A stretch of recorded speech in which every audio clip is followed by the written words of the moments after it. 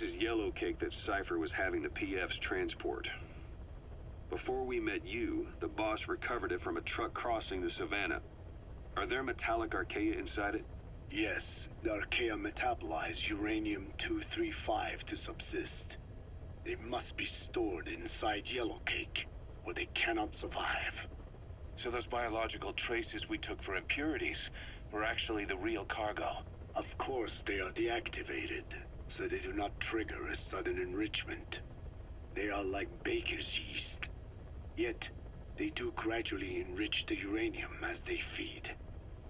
I imagine you detected weapons-grade traces. Yeah, we did. And the malachite that was loaded on the truck had traces of uranium in it too. So that's the flower, huh? Skullface was gonna sell do-it-yourself nuke kits. The uranium-enriching archaea complete with the user's manual. And the ores with the uranium could be sourced by the client or provided by Cypher. Even the trace amounts buried in common ores can be enriched to weapons-grade uranium by the metallic archaea. Proving that must have been the most important factor of the trials. That and the ability to successfully prevent detonation. So if the amounts of uranium in the ores are low enough, they can get past any inspection. And you only need a tiny amount of the archaea to act as the yeast. No great challenge to smuggle that either. The first step towards saturating the world with nukes. His plan.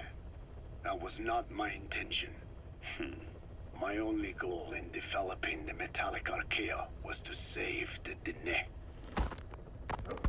What made you think a tool for creating undetectable nuclear weapons would save your people?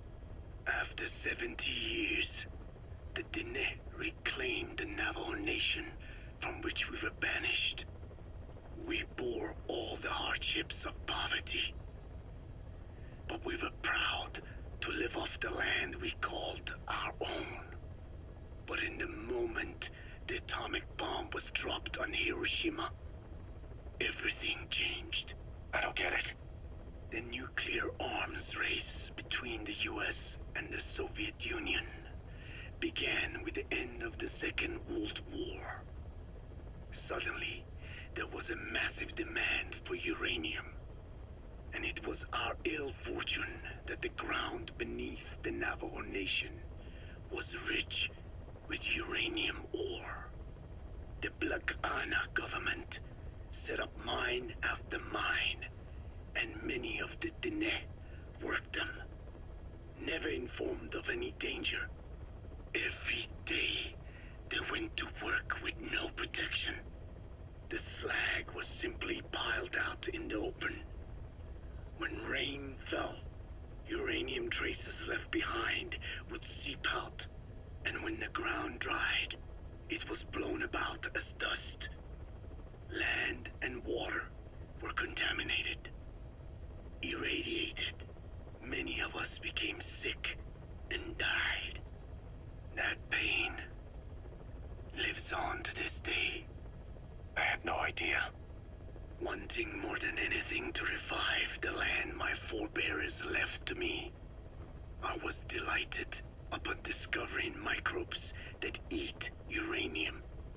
If they could be domesticated, I believed we could rid our land of uranium. Were you successful? No.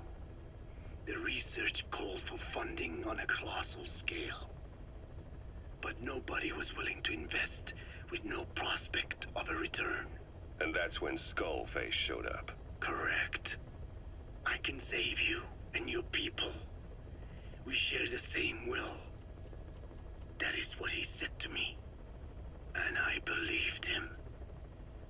Black Ana forced me to abandon my uranium cleanup work and focus on nuclear weapons. And he held all the Dene hostage. Today, the uranium mines within the reservation are finally closing down. It is simply less expensive now to source uranium overseas. New victims, different places. But uranium is a tactical resource. To rely on a foreign foreign country for it is a difficult decision to make. And he was in the perfect place to influence that decision. He could have condemned your people to the mines forever. The contamination comes not only from uranium. The fallout from the Nevada nuclear tests also settled on our lands. As if our fortune were not already bad enough. We are also downwinders.